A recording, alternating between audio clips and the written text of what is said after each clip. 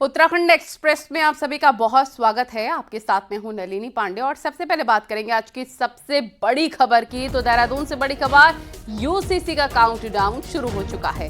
निकाय चुनाव की आचार संहिता हटते ही यूसीसी लागू हो सकता है। सूत्रों के हवाले से खबर है कि 26 जनवरी को सीएम पुष्कर सिंह धामी यूसीसी लागू करने की घोषणा कर सकते हैं। राज्य सरकार ने यूसीसी को लेकर पूरी तैयारी कर ली है। सीएम पुष्कर सिंह धामी भी इसी महीने यूसीसी लागू करने की बात कह चुके हैं। ऐसे में कयास लगाए जा रहे हैं कि सरकार 26 जनवरी के दिन यूसीसी लागू कर सकती है।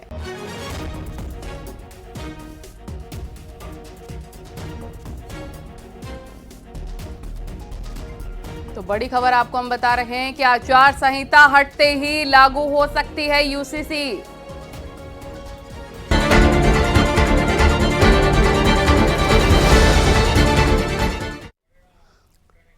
और मुख्यमंत्री पुष्कर सिंह धामी ने देहरादून नगर निगम मेयर पद के प्रत्याशी के समर्थन में कैंट विधानसभा क्षेत्र में चुनाव प्रचार किया है, जहां पर आयोजित बीजेपी कार्यकर्ता सम्मेलन में सीएम धामी ने कहा कि कार्यकर्ताओं की मेहनत, समर्पण और निष्ठा ने हमेशा पार्टी को सफलता दिलाई है और इस बार भी कार्यकर्ताओं के दम पर बीजेपी देहरादून नगर निगम चुनाव में शानदार जीत हासिल करेगी। मुख्यमंत्री ने कहा कि देहरादून को आदर्श शहर बनाने और यहां के नागरिकों की समस्याओं का समाधान करने के लिए सरकार हर समय तत्पर रहेगी।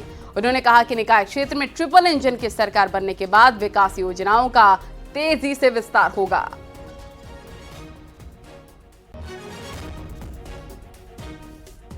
जाकर लोगों को प्रेरित करना है, भारतीय जनता पार्टी के पक्ष में मतदान करने के लिए प्रेरित करना है और एक एक व्यक्ति तक पूरी नियोजन के साथ, पूरी योजना के साथ हमको काम करना होगा, क्योंकि जब केंद्र और राज्य और स्थानीय निकाय में भी भाजपा की ट्रिपल इंजन की सरकार होगी तो हमारी केंद्र और राज्य सरकार की जो योजनाएं हैं, नीतियां हैं, उसका लाभ प्रत्येक व्यक्ति तक बहुत आसानी से पहुंचेगा।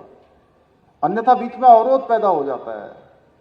कई बार हम लोग विकास के काम करना चाहते हैं, लेकिन अगर बोर्ड अच्छा नहीं होता है, सभासद अच्छे नहीं होते हैं, उन क्षेत्रों में हम काम करने में हमें बहुत परेशानी आती है। तो निकाय चुनाव के लिए बीजेपी घोषणा पत्र जारी करेगी और इसे संकल्प पत्र का नाम दिया गया है। बीजेपी का संकल्प पत्र प्रदेश स्तर पर होगा और हर नगर निगम के लिए बीजेपी अलग अलग संकल्प पत्र जारी करेगी। सीएम धामी बुधवार सुबह 10 बजे बीजेपी ऑफिस में संकल्प पत्र जारी करेंगे।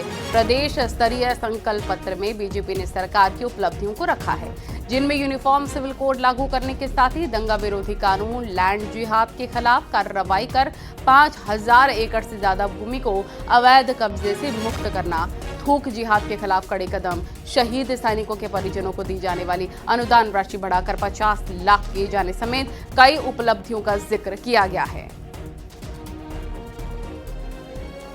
भारतीय जनता पार्टी का निकाय चुनाव के लिए जो अपना संकल्प पत्र बना है, कल प्रदेश के मुख्यमंत्री आदरणीय पुष्कर सिंह धामी जी प्रदेश कार्यालय में उसका प्रातः 10 बजे लोकार्पण करेंगे और 11 नगर निगमों के लिए भी हमने अलग अलग निगम के लिए संकल्प पत्र तैयार किए हैं। और कोटद्वार में बीजेपी के प्रदेश अध्यक्ष महेंद्र भट्ट ने प्रचार किया। बीजेपी उम्मीदवार के लिए जनता से वोट की अपील की। इस दौरान महेंद्र भट्ट ने कहा कि जनता बीजेपी के साथ है, निकाय चुनाव में बीजेपी की बम्पर जीत होगी और राज्य में ट्रिपल इंजन की सरकार बनेगी। देख, कोटद्वार के अंदर भारतीय जनता पार्टी एक तरफा जीत कर बढ़ रही है और जिस प्रकार से हमारे कार्यकर्ता प्रत्येक वार्ड के अंदर काम कर रहे हैं, हर बूथ के अंदर पार्टी कार्यकर्ताओं द्वारा काम किया जा रहा है, वो जीत के लक्ष्य की ओर बढ़ रहा है। और मैं कह सकता हूँ कोटद्वार भारतीय जनता पार्टी का खासतौर मैं कहता हूँ पहले से ही हमारा प्रभावी कर रहा है और यहाँ पर हमारे प्रत्याशी शैलेंद्र जी अच्छे मतों से इस बार जीतने वाले हैं। नगर निगम चुनाव के बीच हल्द्वानी में कांग्रेस को लगातार झटके पर झटके लग रहे हैं। कांग्रेस के कई नेता पार्टी छोड़कर बीजेपी का दामन थाम रहे हैं। कांग्रेस से मेयर का टिकट मांग रहे युवा नेता सौरभ भट्ट ने अपने समर्थकों समेत मंगलवार को पार्टी छोड़ दी। उन्हें नैनीताल से सांसद और बीजेपी के पूर्व प्रदेश अध्यक्ष अजय भट्ट ने पार्टी की सदस्यता दिलवाई।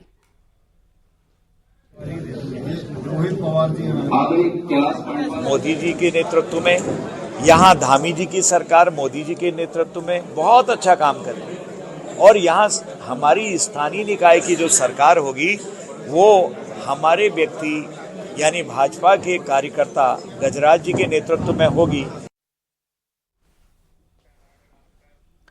पिथौरागढ़ मेयर के टिकट से शुरू हुआ बवाल कांग्रेस में आए दिन नए रंग में नजर आ रहा है। आलम यह है कि इस मुद्दे पर जहां कांग्रेस अपने विधायक पर हमलावर है, वहीं विधायक भी अपनी ही पार्टी को कटघरे में खड़ा करने का कोई मौका नहीं छोड़ रहे हैं। ऐसे में अब विधायक की विधायकी पर तलवारें खींचने लग गई हैं।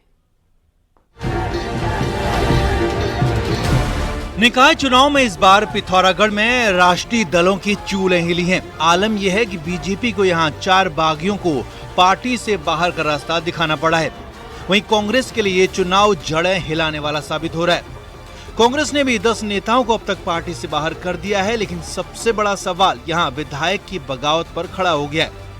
असल में अपनी चहेती को टिकट नहीं मिलने पर विधायक मयूख मेहर ने अपना उम्मीदवार निर्दलीय मैदान में उतार दिया। तो ऐसे में अब कांग्रेस ने विधायक पर कार्रवाई के लिए गेंद पूरी तरह से हाईकमान के पाले में डाल दी है। या वो AICC के सदस्य हैं, इसलिए AICC से कोई फैसला होगा। लेकिन दुर्भाग्यपूर्ण है, एक बेटी जिसने 2019 के बाई इलेक्शन को लड़ा और मयूख भाई के कहने पर ही हमने उनको लड़ाया था, वो ब्लॉक प्रमुख भी हैं, जिला पंचायत की सदस्य भी रही हैं और बहुत होनहार लड़की है। तो उसके टिकट का जिस तरीके से विरोध किया विधायक जी ने, वो निश्चित ही दुर्भाग्यपूर्ण है।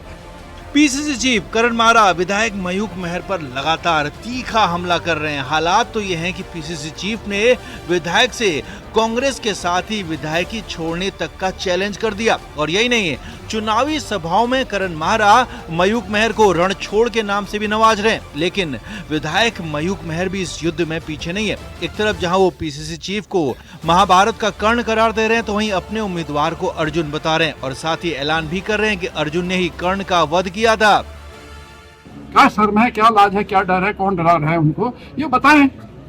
मैं इस्तीफा क्यों दूंगा? क्योंकि मैंने जब नामांकन किया था तो मैंने चुनाव के पहले दिन नामांकन किया था और मुझे आखिरी दिन में जब क्योंकि ये सोचते थे कि मयूख मेहर बैठ जाएगा, किसी दूसरे प्रत्याशी को हम सिंबल देंगे, और जब इनको पता चला कि मैं बैठने वाला नहीं, तो आखिरी दिन में सिंबल दिया गया था। यही नहीं, विधायकी के मुद्दे पर भी वो पार्टी को खुली ललकार दे रहे हैं। विधायक मयूख मेहर की बगावत क्या गुल खिलाएगी, ये तो चुनावी नतीजे बताएंगे। लेकिन हाँ, इतना जरूर है कि निकाय चुनाव में कांग्रेस की ये गदर रोज नए नए रूप में सामने आ रही है, जिससे सर्दियों में भी सियासी पारा लगातार चढ़ रहा है। न्यूज़ 18 के लिए पिथौरागढ़ से विजय वर्धन उप्रेती की रिपोर्ट।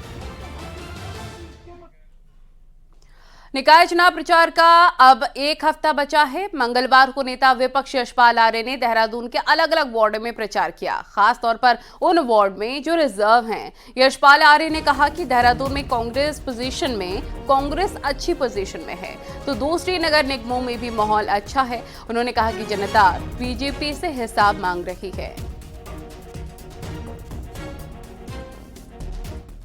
निकाय चुनाव के बीच नेता विपक्ष यशपाल आर्य देहरादून में उन्होंने अलग अलग जगह पर प्रचार किया और इसके अलावा उधम सिंह नगर, हल्द्वानी, रुड़की, सर किस तरीके का माहौल आपको देहरादून में खासतौर पर? देखिए, बदलाव है और स्मार्ट सिटी देहरादून के महान जनता का सपना था। आज स्मार्ट सिटी के नाम पर जनता को धोखा दिया गया है। जहां पर हम खड़े हैं इसी वार्ड में क्या परिस्थितियां हैं, क्या हालात हैं, सड़कें टूटी हुई हैं, नालियों में दुर्गंध आ रही है और सड़कें खराब हैं। जो बुनियादी ज़रूरतें हैं उसका भी कोई समाधान नहीं हो पाया है। काशीपुर में हुई है, रुद्रपुर में हालात बेहतर हैं, हमारा हल्द्वानी में स्थिति बेहतर है, रुड़की में मैं कल रहा हूँ, कई जनसभाओं को मैंने संबोधित किया है, कल जनसभाओं में मैंने प्रचार किया है। तो लोगों में हर वर्ग, हर जाति, मजहब के लोग एकजुट होकर कांग्रेस की विचारधारा जो है सर्वधर्म समभाव की, उसको लेकर जनता में उत्साह भी है और हर वर्ग, हर मजहब के लोग कांग्रेस के पक्ष में मतदान करने के लिए आतुर हैं। सर, बातचीत के लिए तो नेता विपक्ष यशपाल आर्य, जिनका साफ तौर पर कहना है कि कांग्रेस के पक्ष में माहौल है और खासतौर काशीपुर, हल्द्वानी, रुड़की, इन जगहों पर एक अच्छा रिजल्ट जरूर कांग्रेस के पक्ष में रहेगा। कैमरा पर्सन संदीप नेगी के साथ दीपांकर भट्ट, न्यूज़ 18 देहरादून। शहर के सटीक समीकरण में आज बात होने जा रही है रानीखेत के नगरपालिका चिलियानौला की। यहां पर अध्यक्ष पद की रेस में 4 कैंडिडेट्स हैं। यहां पर कांग्रेस प्रदेश अध्यक्ष करण माहारा की साख भी दांव पर है। तो रानीखेत में जनता की जरूरतें क्या हैं और शहर का समीकरण क्या है, आप खुद देख लीजिए।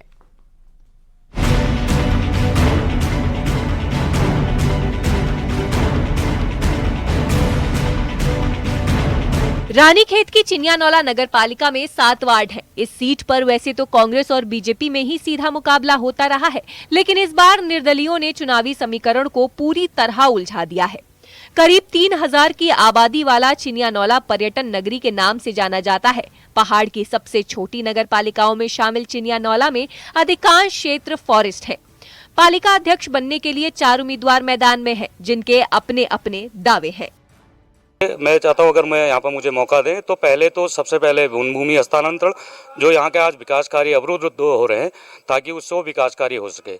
दूसरा मेरा मुद्दा है आज समाज कल्याण की कई योजनाएं आज सरकार द्वारा जन कल्याणकारी योजनाएं चलाई जा रही है, उनका लाभ हमारी क्षेत्र की जनता को मिले, यहाँ के लोगों को मिले, अनुसूचित जाति जनजाति हमारे जितने भी भाई हैं जो इस चिनियानौला क्षेत्र में निवास करते हैं उनको उनका लाभ मिल सके। क्षेत्र में सामुदायिक स्वास्थ्य केंद्र वो पानी की जो व्यवस्था अव्यवस्थित है उसको व्यवस्थित करेंगे। वो मालिकाना हक दिलवाना जमीनों का और हाईटेक शौचालय बनवाना और वो लोगों को हर उस समस्या का समाधान करवाना जिस समस्या से वो 5 साल से रूबरू हो रही है। जो हमारी वन भूमि है उसको मैं हस्ताक्षर करूँगा नगर पालिका के नाम। जो मेन मुद्दे जैसे विकास कार्य रुके पड़े हैं क्योंकि उसमें ऐसा है कि मतलब जब तक वन भूमि नगर पालिका को हस्ताक्षर नहीं होगी तब तक विकास कार्य नहीं हो पाएंगे। दूसरा ऐसा है कि मतलब जो सबसे बड़ी समस्या है यहाँ पर पानी की इतनी समस्या है कि मतलब उसका डिस्ट्रीब्यूशन ठीक ढंग से किया जाएगा। चिनियानौला नगर पालिका में करीब 2151 मतदाता है। महिलाओं के मुकाबले यहाँ पुरुष मतदाता ज्यादा है। चिनियानौला के अपने कुछ चुनावी मुद्दे भी हैं, जिसमें सीवर, पेयजल संकट, जंगली जानवरों का आतंक, पार्किंग और शौचालयों की कमी शामिल है। ऐसे में लोगों को उम्मीद है कि नया पालिका अध्यक्ष उनकी समस्याओं का समाधान करेगा। सब हमारे यहाँ तो हम जो जनता की मांग है, हमारे यहाँ पर जैसे ITI बंद है तो ITI खुलवाए, यहाँ पर स्किल डेवलपमेंट के लिए जो है पॉलिटेक्निक कॉलेज लाए और बाकी समस्या यहाँ पर पानी की समस्या है, यातायात की समस्या है, पार्किंग की समस्या है और जंगली जानवरों से निजात दिलाए। शिक्षा के क्षेत्र में अगर कुछ कर पाएँ तो ये उम्मीद हमारी है कि प्राइमरी स्कूल बेहतर हों और जो राजकीय स्कूल हों वो बेहतर हों, जिससे बच्चों को हमें प्राइवेट में ना डालना पड़े। और उसके अलावा पेयजल की हमारे यहाँ पर बहुत ज़्यादा जो है बहुत ही ज़्यादा संकट समझिए आप उसको। रानीखेत की चिनियानौला नगर पालिका सीट कांग्रेस के प्रदेश अध्यक्ष करण महारा की विधानसभा में है। वहीं नगर पालिका चुनाव में उम्मीदवार पसीना बहा ही रहे हैं, लेकिन आखिरी फैसला जनता को करना है। उत्तराखंड की सबसे छोटी पालिकाओं में से रानीखेत की चिनियानौला पालिका है, जिसमें जो है भाजपा कांग्रेस के साथ निर्दलीय का मुख्य मुकाबला है। त्रिकोणी रूप में मुकाबला देखा जा रहा है। अब देखना होगा कि किसके सर पर जनता ताज लगाती है। किशन जोशी, न्यूज़ 18, रानीखेत, अल्मोड़ा। और नैनीताल जिले के पीरूमदारा इलाके में काशीपुर रामनगर हाईवे पर बनी एक अवैध मजदार को प्रशासन ने ध्वस्त कर दिया है। यह अवैध मजदार हाईवे के चौड़ीकरण में बाधक बन रही थी। 2 हफ्ते पहले इसे हटाने के लिए प्रशासन ने नोटिस भी जारी किया था, जिसकी अवधि पूरे होने पर आज डीएम नैनीताल के निर्देश पर इसे बुलडोजर के जरिए ध्वस्त कर दिया गया है और इस दौरान बड़ी संख्या में पुलिस फोर्स तैनात रही।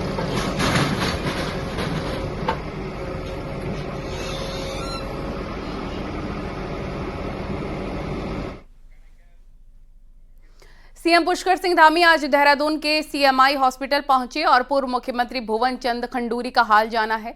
साथ ही सीएम ने डॉक्टर से उनके हाल के बारे में जानकारी भी ली। सीएम धामी ने कहा कि बाबा केदार से कामना करता हूं कि जल्द से जल्द खंडूरी का स्वास्थ्य ठीक हो। खंडूरी को कुछ दिक्कतों के बाद अस्पताल में भर्ती कराया गया है, जहां उनका इलाज चल रहा है।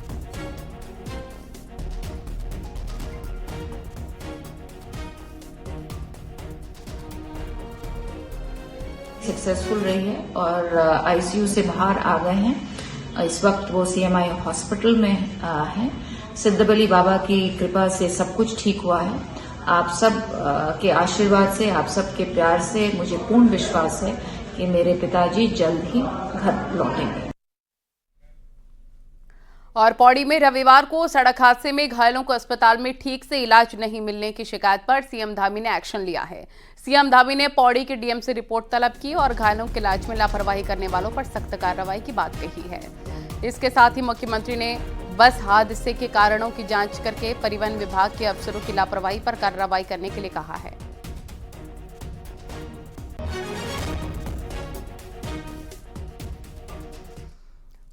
और केंद्रीय परिवहन राज्य मंत्री अजय टम्टा ने दिल्ली आवास पर उत्तराखंड प्रवासियों के साथ मकर संक्रांत का पर्व मनाया। इस दौरान अजय टम्टा ने कहा, उत्तराखंड में बीजेपी निकाय चुनाव जीतेगी और ट्रिपल इंजन की सरकार बनेगी, क्योंकि पीएम मोदी की योजनाएं घर घर पहुंची हैं और लोगों का जीवन बदला और बीजेपी पर जनता का भरोसा बढ़ा है।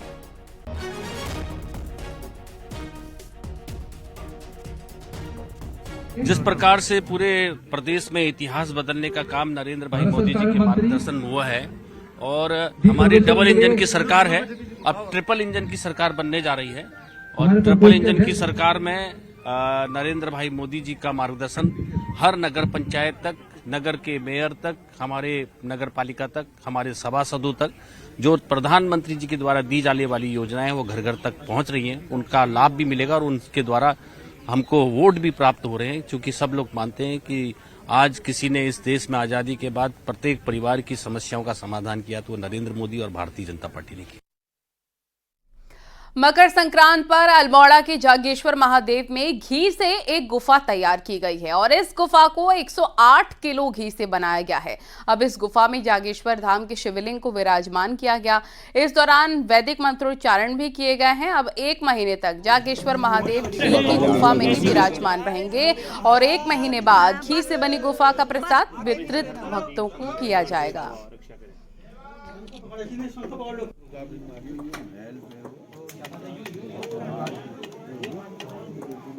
हम आज मकर संक्रांति पर भगवान शंकर जी के लिए घृत कमल का निर्माण किया जा रहा है। ये घृत कमल निर्माण की जो परंपरा है सदियों से प्रचलित है। यहाँ पर आज करीब 251 किलो घी का यहाँ पर ये घृत कमल बनेगा और इसके बाद भगवान शंकर जी को उस घृत कमल में विराजमान कर दिया जाएगा।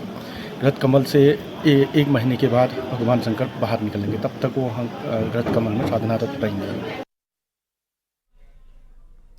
कुमाऊं में इन दिनों उत्तरायणी मेले की धूम है। छोटे बड़े हर कस्बे में उत्तरायणी मेले चल रहे हैं और इस सब के बीच कुमाऊं के सबसे बड़े शहर हल्द्वानी में भी उत्तरायणी मेले की अनोखी झांकियां देखने को मिली हैं।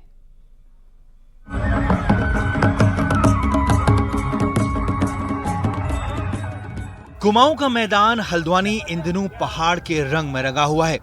यहाँ उत्तरायणी मेले की धूम है।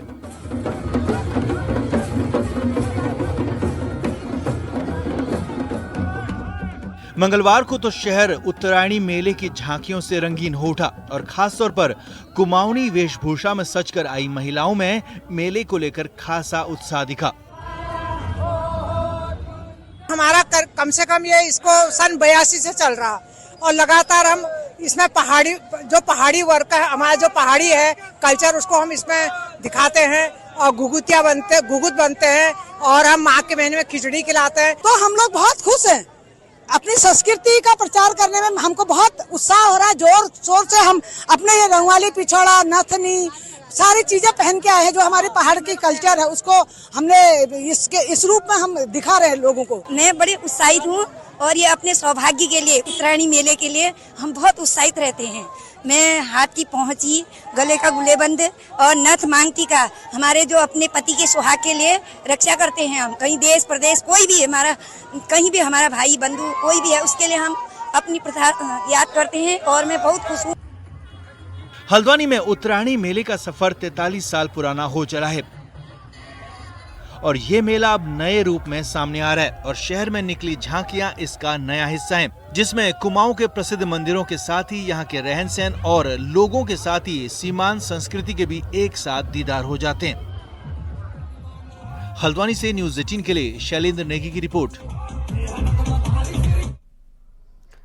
और उत्तरकाशी जिले का पौराणिक, धार्मिक और सांस्कृतिक विकास मेले का शुभारंभ हो गया है। मेले का शुभारंभ परंपरा के अनुसार कंडार देवता की डोली और हरि महाराज के ढोल से हुआ है। ये मेला अगले 7 दिन चलेगा, जिसमें जिले के संस्कृति के सभी रंग दिखेंगे। प्रशासन ने भी मेले को लेकर सुरक्षा के कड़े इंतजाम किए हैं। इसके लिए मेले में पुलिस ने अतिरिक्त सुरक्षा बल तैनात करने के साथ मेला परिसर के अंदर 30 CCTV कैमरास भी लगाए हैं।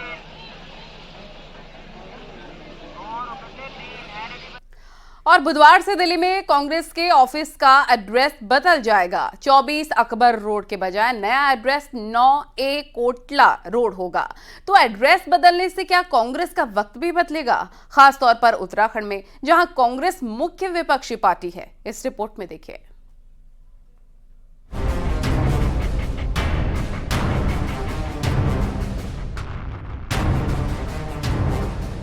साल 1978 से दिल्ली कांग्रेस की सियासत का केंद्र 24 अकबर रोड रहा, लेकिन अब दिल्ली में कांग्रेस ऑफिस बदलने जा रहा है।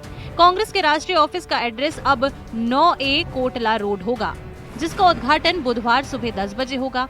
नए ऑफिस के उद्घाटन में उत्तराखंड के सीनियर नेता भी पहुंच रहे हैं। तो 2017 से देवभूमि में कांग्रेस सत्ता से बाहर है, तो एड्रेस बदलने से क्या कांग्रेस का वक्त बदलेगा?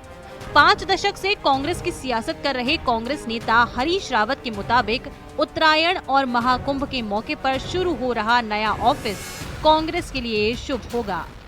तो मुझे इस बात की बेहद खुशी है कि हम उत्तरायणी के पवित्र मौके पर जो है, जब महाकुंभ हो रहा है, तो उस समय कांग्रेस अपने नए कार्यालय में प्रवेश कर रही है और हम उम्मीद करते हैं कि इसके साथ हम पूरे सिस्टम में अपने आमूलचूल परिवर्तन लाने में सफल। उत्तराखंड में बीजेपी हो या कांग्रेस, विधायक के टिकट से लेकर बड़े फैसले दिल्ली से होते हैं।